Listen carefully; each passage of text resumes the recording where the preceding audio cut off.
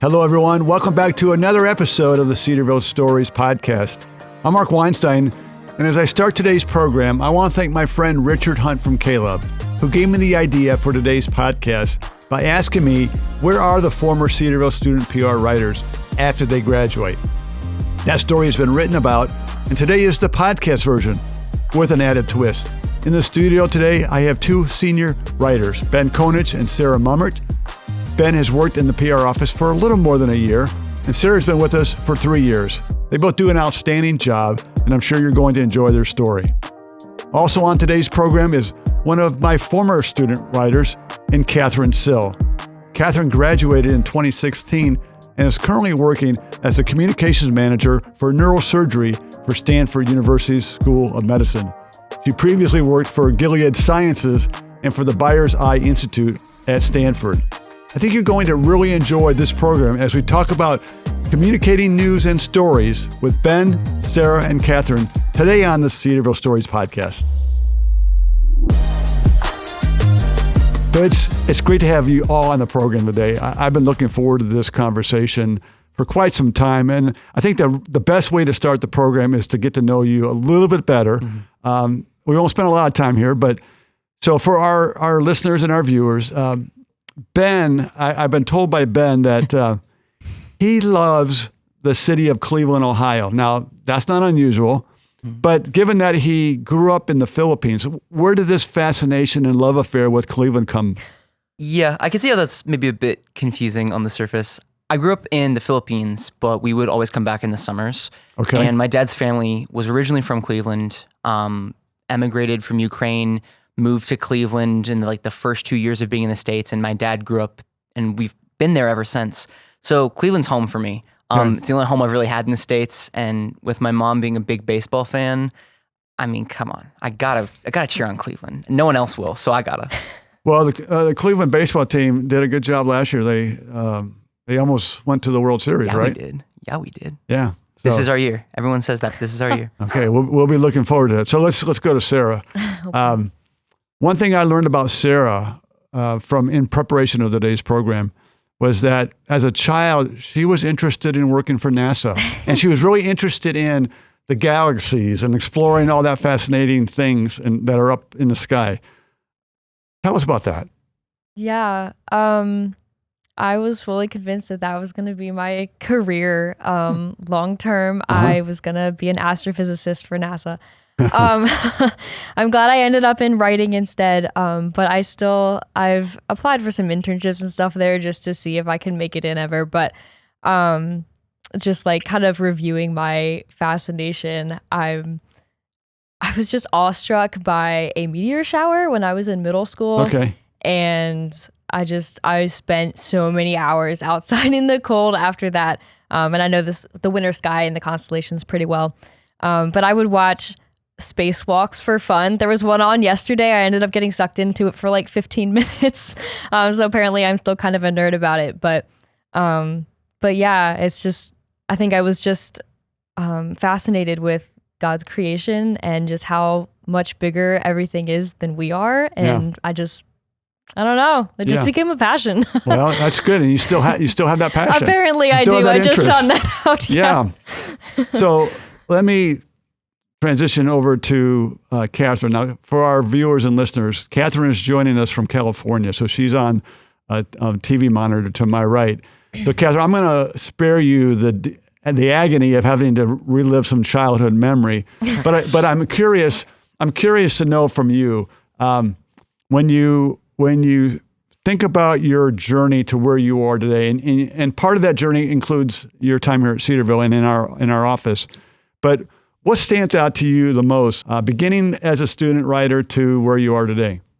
I think when I look back, I can just really see God's faithfulness, because when I was a student, people are always talking about what are your next steps career-wise? And I honestly was not certain. You can't really know the future, but I can look back now and see how God prepared each job I had, and really can trace it back to my time at Cedarville, just as a student writer in the PR office. That was when I first started covering anything that was related to health or the medical field, was when I worked for Mark So I did the School of Pharmacy was what I covered there. And then on top of that, being our journalism major, they require you to do internships. So I was getting a lot of experience in just like different fields of communications, trying to figure out what I wanted to do later on in my career. And I think that was really helpful at the time.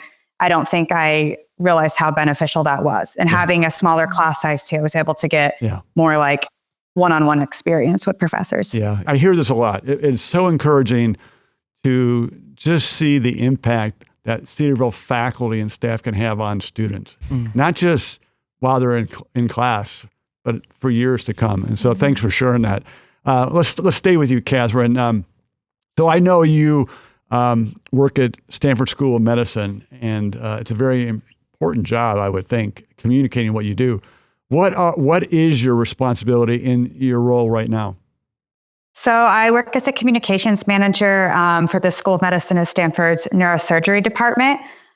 So what that entails, typically, like a lot of people don't really know how Stanford is organized, but there's a hospital system, which is Stanford Healthcare, and they have their own marketing team. And then there is the university side. So they have like a university communications team. And then there's like individual communication teams within different departments. And then within the university side, there's like a whole separate group that's School of Medicine, which is what I'm under. And there's a School of Medicine communications team. And then each individual department usually has a team, and the size of that varies. So for our department, we have 2 people, but there's a lot of interaction that goes on with all of these different communication and marketing teams on the hospital or the education side. The thing that differs the most is that the hospital covers just like clinical stories, whereas for us, we cover communication in patient care, also research, education of residents, fellows, and then also we do interact some with development, because a lot of our research is, well, at least some of it, it's funded by donors. Yeah. So within that, in my job, I do a lot of writing press releases, filming, editing videos of patients or research.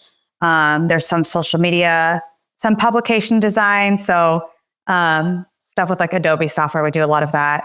And then a lot of like press media type things of like pitching to the media.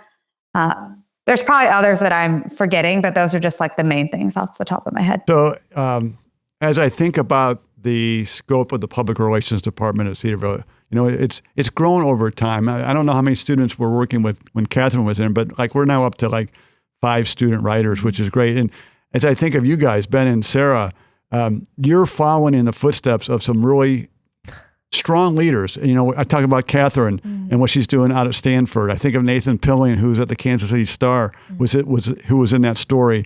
Crystal Rankin and Bryson Durst come to mind, and there's many, many others. When I think of these people and I think of what you're doing, what really inspired you to want to get into communications, writing, public relations? What was it? Oh, if I can speak into that, going off of something you said earlier, it really does come back to Cedarville's faculty.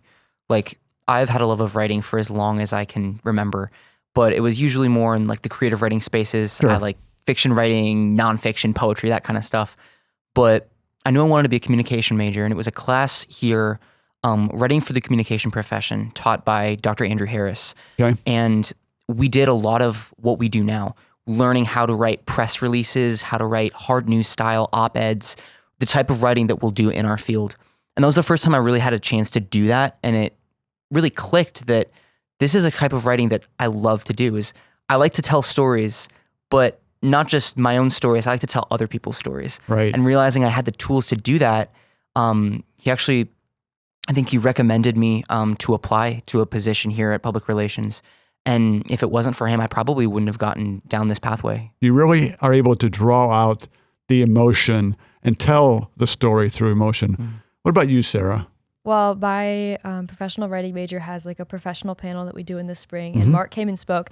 And I remember emailing you after and being like, are you accepting resumes? And you're like, I am next week, but you can send me yours now. And so I did. And I guess I wasn't sure whether I would like it. I had a little bit of experience with like the campus magazine, which is like the only relevant experience that I had. But I think, yeah, it was kind of a bit of a leap of faith. Maybe I didn't know how well I'd do. Definitely started off very scared. You were scared. I remember that. Really. We all were. But yeah, I was never that much of a creative writer. In like a lot of people are, especially in my major. But I've also found that I like storytelling, and so I enjoy like more announcement kind of pieces just as much as I do like some of the stories. And it's fun when you can kind of do a little bit of both, like, hey, we're doing this, but also this person's really cool. So yeah, it's a style of writing I've not done a ton of, but ended up loving and kind of part of what I might want to do after graduation. That's cool. So this is for all you guys.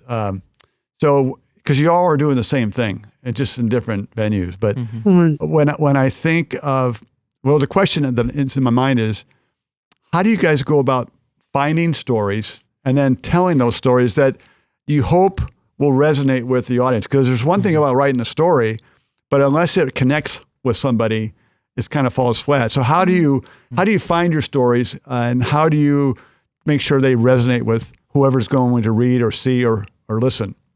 Finding stories is very hard sometimes, but sometimes you happen upon like the coolest things by accident. I don't know. I love getting to connect with faculty in the departments that I cover, and they'll send me all sorts of things. And sometimes like the most random offhanded story they'll send you ends up, I don't know, making national news. Those are the best stories. Yeah. But it also helps to know a lot of people around campus for like campus stories. I mean, everyone knows Ben. So, Ben knows everyone. So it's kind of fun to like plug into people like that who like have reach into a lot of different areas. And, like, what's going on in your friend groups, and what did you do this weekend, and what was your internship? And it's just kind of keep your ear to the ground like at all times to see what's coming. Yeah. So that's how we do it. But I'm curious, Kathryn, how do you, because you're at a much bigger entity than us, I believe, Stanford Medical School. How do you find stories?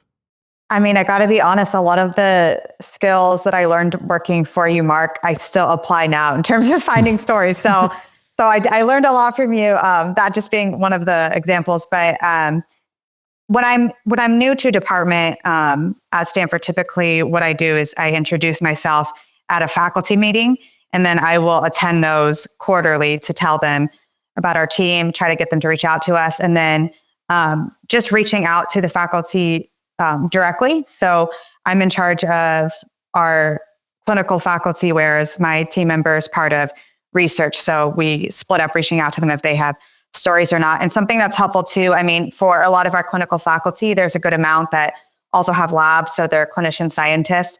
There are different, you can look online if they've like published something on like PubMed or something, articles.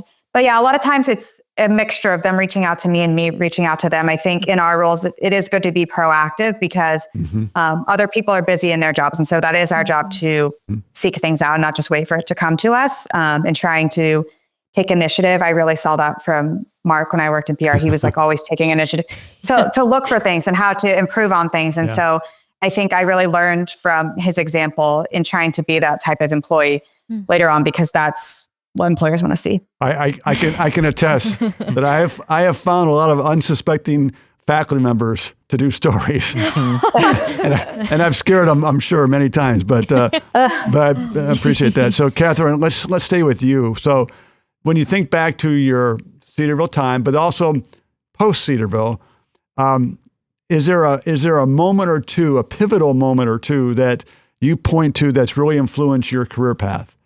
I remember for myself specifically when I was an undergrad student, I just really lacked, I think, confidence in my abilities. So I really do feel like my college experience was about kind of building that. I just was really concerned that I would never actually like succeed career-wise. But I think for me, it was just being able to get a lot of the hands-on experience I had there. So even though writing came to me easily, I didn't feel like there definitely had to be some sharpening of like becoming a better writer when I was in college. And I think Mark worked with me on that. My journalism professors worked with me on it a great deal.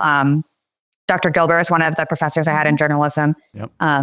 And he really worked with me on that as well. So I think just having the experience of the PR office and then also my 2 internships that I did in college were, I would say, like the most pivotal thing for me in feeling prepared. And honestly, once you get into a job, it's just a matter of you just keep growing and growing. If you have that desire to be teachable and learn from people who are further along in their careers than you, then I think that's really the most important thing.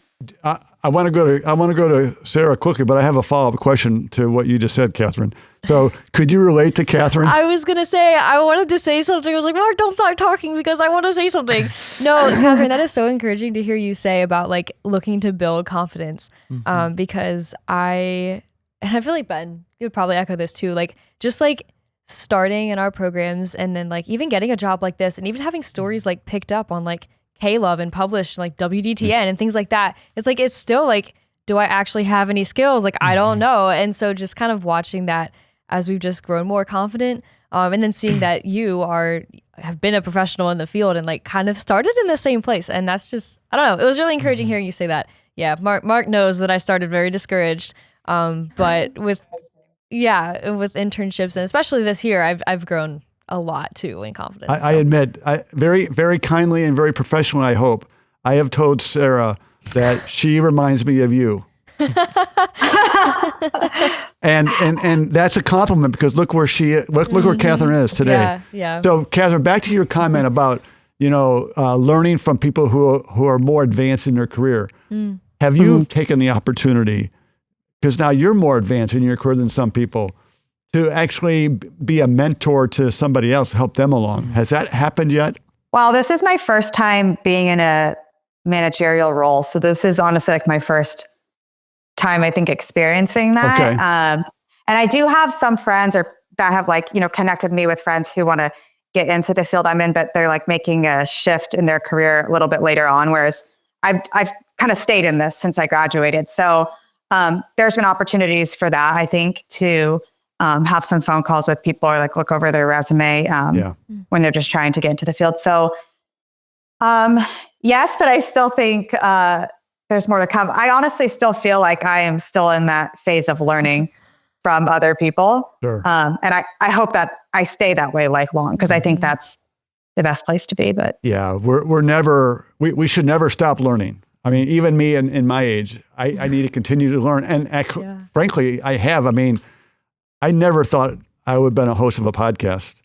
And you're so good at it too. And here I am trying to make it work. Natural. Get out of here, Kathryn. Yeah. Okay, let's move. I want to bring Ben back in the conversation. So Ben, when you think about writing, when you think about a career in writing, whatever kind that is, communicating stories, what are some skills that you think are essential to be effective in communicating news or stories? I mean, I think the first one we touched on already, right, is listening. Like, to be able to tell a story well, you have to make sure you listen and you hear it. Whether that mean listening to the stories around you to find ones that are worth pulling up, or even just you're trying to tell someone's story, are you actually telling it the way they want it to be told? I think the other one is, you'd probably know this, persistence. Yeah. It's easy to get discouraged. I don't know how many times Sarah and I have written stories, and probably same to you, Kathryn, but no matter how many times you do it, you still have that like fake expectation that I can get this done in one draft. It's going to take one draft and that's going to be perfect in the one. You know it's not going to be. But in the back of your mind, you're like, yeah, it's pretty much perfect. I got this. And then you come back with edits, sometimes a lot of edits, sometimes little edits. But it's just that persistence of working and trying again and again to make sure you get the most finely tuned version of what you can do. Yeah. And like you said, never stop learning, really. Yeah. What about you? What do you think, Sarah? What's key for being effective communicating through the printed word? I think I would say really understanding what you're writing. Like, I guess that plays into listening a little bit. But like, Kathryn, you said that you covered pharmacy when you were here. That's one of my beats now, and I do nursing and like actually pretty much all the healthcare programs. You do. So, right. But wow, we are similar. Yeah. So you get some stories that, what they're doing. Like, I'm doing a story maybe on some more like research kind of things, and I'm like, I don't actually know what's happening here. So I want to understand as much as I can so I can find the details that actually like I mean, they all matter, but like for the audience I'm writing for, like, and I guess considering your audience, I would say too, like, who am I writing for and what information matters the most to them? But you have to really like kind of dig and ask really good questions to get that information, just so you have the background and you understand, so that you can communicate it effectively. Was that one of the hardest things to learn, is to learn to press and dig and ask those questions? Or what were the hardest parts of growth during your 3 years and your 1.5 years? Well, I mean, I realized a kind of funny coincidence is I think we've all here written for pharmacy. It was one of my first beats. Oh yeah, that's true. And one of my first stories was in the pharmacy field. And I remember just going to that interview and feeling like I shouldn't be here. Like I don't know how this works. And the more stories I wrote, the more I realized that was actually a strength, because the readers who are going to be hearing these stories, they don't know the ins and outs either. Right. And so, it was a huge learning curve of like trying to figure out when to ask the questions, when to figure it out on your own research, but coming at that with a different perspective of someone who's not in this field 24/7. How can I figure this out and pass this on to more people like me who might read the story and go, I never knew that about Stanford Medicine School or nursing programs at Cedarville, like whatever it might be. Yeah. So when you think back to your time at Cedarville, this is for Kathryn as well. So, and actually, Kathryn, you can even include everywhere else you've worked. But when you think of stories that you've written, are there one or two that come to mind that really bring special meaning to you? And then why? Why are they meaningful? I got to write a story last spring. I actually finished it after the semester was over. But it was kind of like everything else I had went on hold because I was writing about a lady named Fernie who had terminal cancer. Yep. And she was kind of up and down in how she was doing. Finally did end up getting an interview with her after I actually gotten home after the semester. And it was so sweet to talk with her. And I told her how encouraging she was to me, and prayed with her, and she prayed with me. And it was just really cool to get to write her story. And it was a couple weeks later that she did pass away.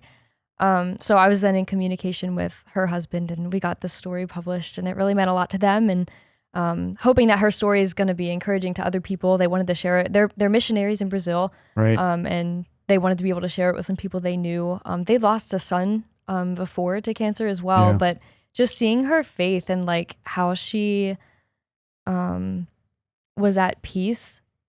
She was, wasn't she? She was, and it wasn't easy. And that's what she told me, is that she's like, you have to find joy and you have to be thankful, because like otherwise you're going to just get sucked down so far into despair. And but all of that was rooted in Jesus, and it was so sweet. And even now, as I'm talking about that, just with some things going on in my own life, like it's so deeply encouraging. And I feel like that's probably the story that's had like the biggest impact on me in the last 3 years. Yeah. And Fernie, her daughter was able to come to graduation and get her hood and degree. Because Fernie finished her Master's of Science in Nursing. It was online, and her daughter came up to receive her hood. Yeah. That was a very special, emotional story, and you did a great job on it. How about you, Ben?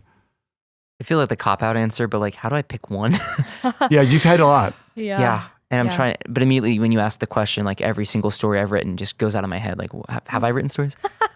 there are two that would come to mind. The first was the Haley Good story. Wrote that over the summer. Share a little bit about the Haley Good story.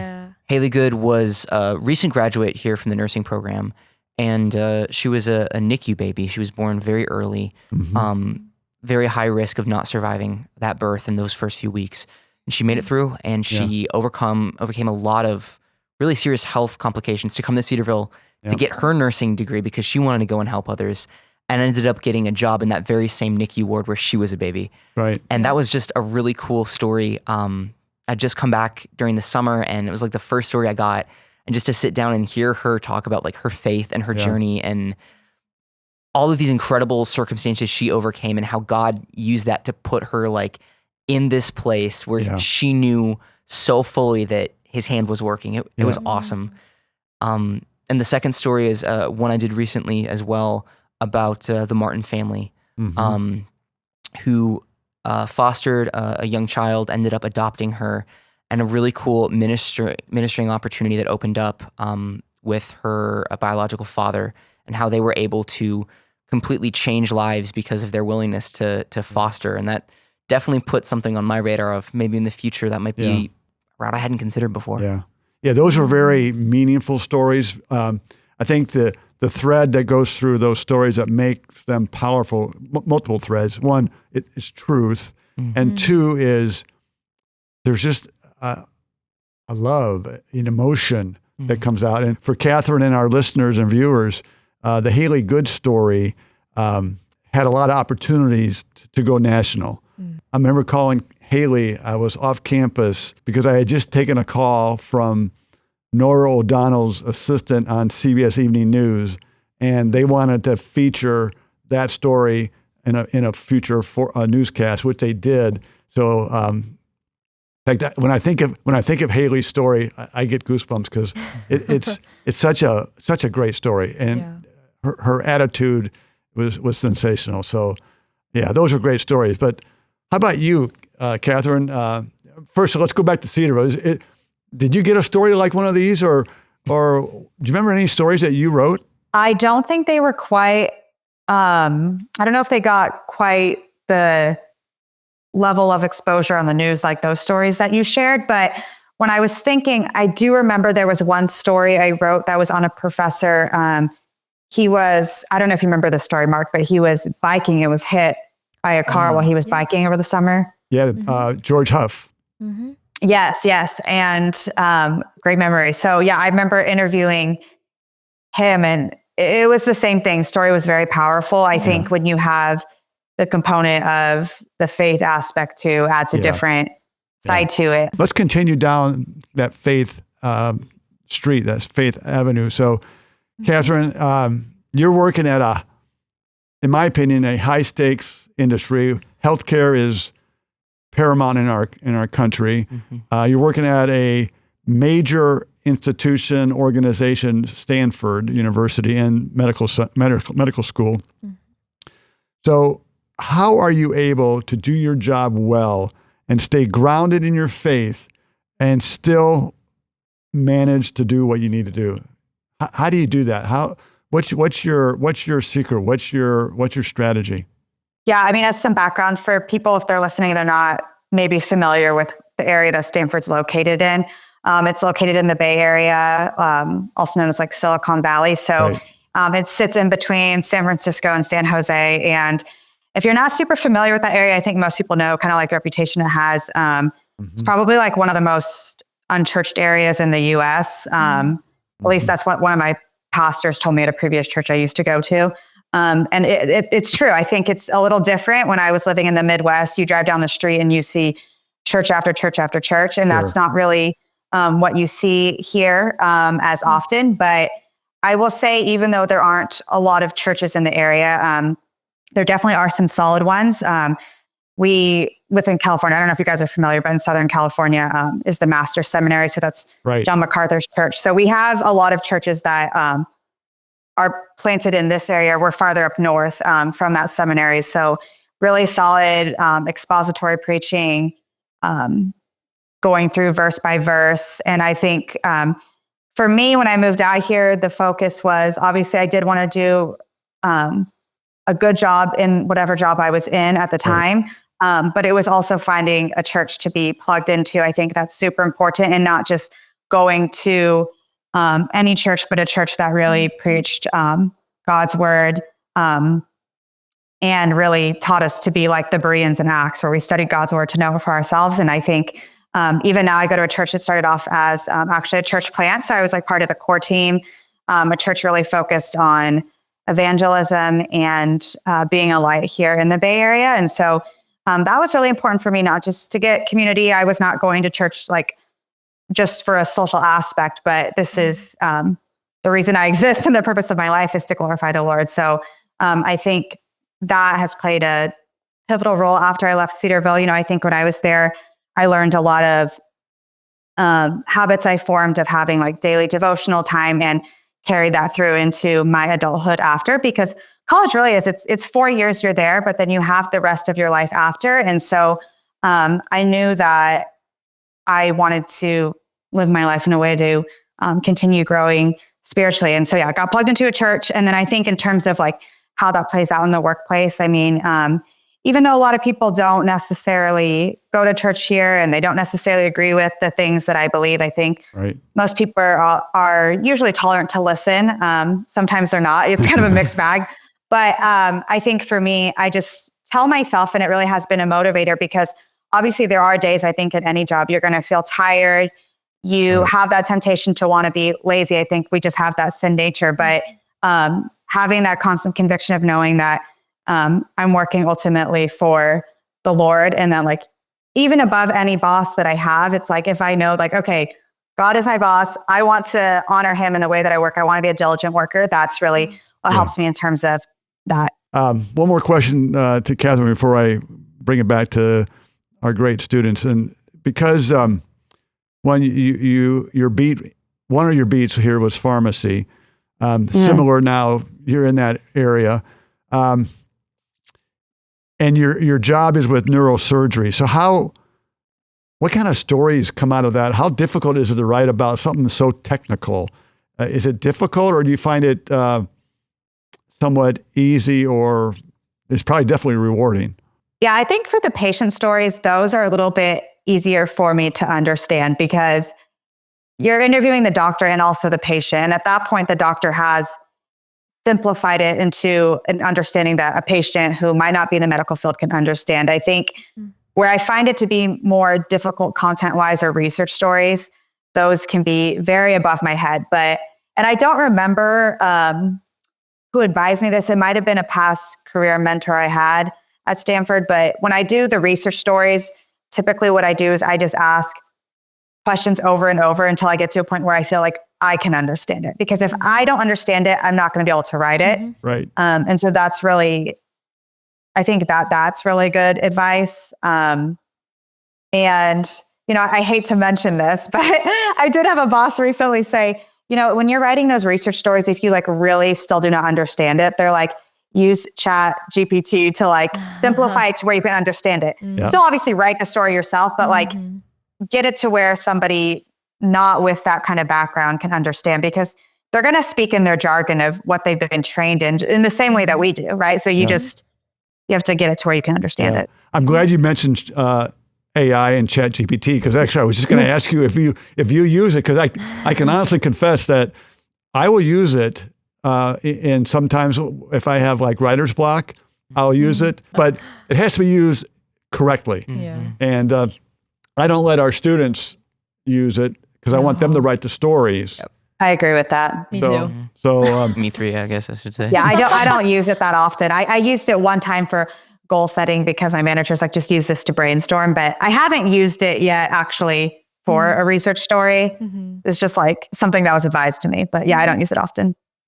Well, our time, unfortunately, is almost over with, but I have a few more questions, and I'm going to do a little twist as well. So let me go to Ben and Sarah. Obviously, I hope I know the answer to this, but I want you to tell me, do you believe your experiences in PR, all the good and all the bad, all the hard and all the fun, has that prepared you? You think that's preparing you for whatever comes next? So you don't even know what comes next. Right. And if it has, how? How do you feel? How do you feel better prepared today than you did when you first came in the office? Yeah, I would absolutely say yes. Yeah. I mean, this is my third year here, so I can say I have a couple years of experience in this kind of area. Right. Which I think is kind of helpful on its own. But I was actually we were just talking about this in a class of mine today about taking feedback and like constructive criticism.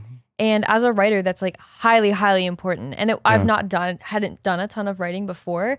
And I always felt like if I did, I didn't really want people reading what I had. But like my first story was so heavily edited that I was discouraged. But I like over the like following months, I so like crave feedback because I don't want to have to do it on my own. I realized that I don't like Mark might have a vision for a story that I'm not sure yet. I'm like, I take it the direction that I think it should go, but I'm not always quite where we want it to be. And I need help shaping things. And yeah, like I said, I don't want to do it on my own. Yeah. I value it so highly now. And I don't want to speak out of turn, Kathryn, but on that highly edited story that Sarah just mentioned, tears came after that, right? Right? Yeah. Yeah.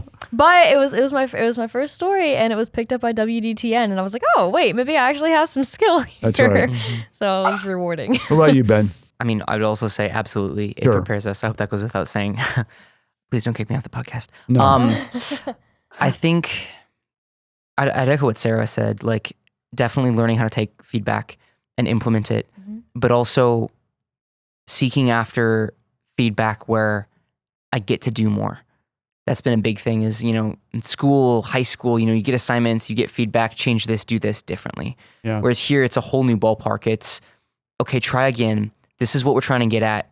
Now, here's it back to you. See what you can do. Yeah. And that's been huge for me. And just in general, I mean, I've had jobs on campus. I know Sarah has, probably Kathryn has too. I think you said you worked at Cedars as well. I did. Yes. Yeah. But this is the real world. Yeah. This is the real world office environment that how to be a beat reporter, how to look for my beats, how to find the stories, how to boil down the angles. That's been another thing I've really learned here. Here's a story, 17 million different ways to tell it. What's the best way you're going to tell it? So I'd say I wouldn't trade my job here for anything in the world. Good.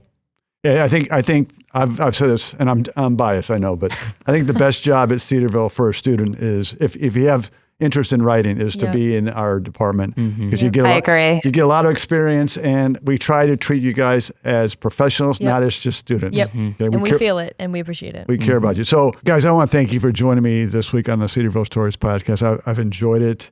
It's been great to reconnect with Kathryn. I haven't talked with you for a long time.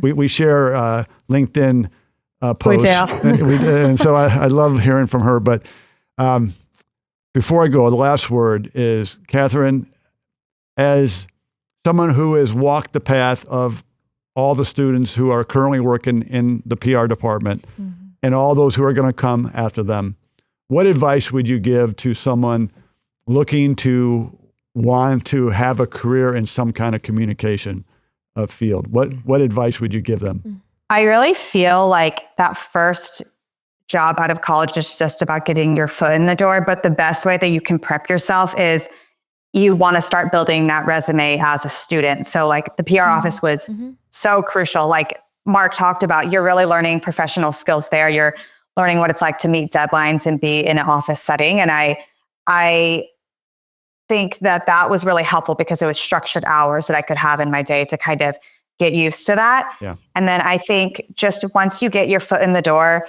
be humble and teachable and learning from people who are farther along in their career. Even if they're not specifically in communications, you can always take advice from people. And I think if you have that willingness to learn, it'll go a long way. Great advice.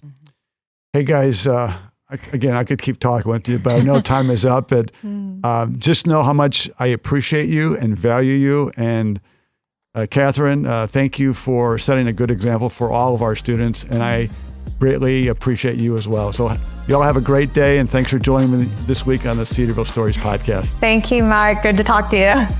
Thank you for listening to the Cedarville Stories podcast, brought to you by Cedarville University. Be sure to come back next week when we'll share another Cedarville story for God's glory.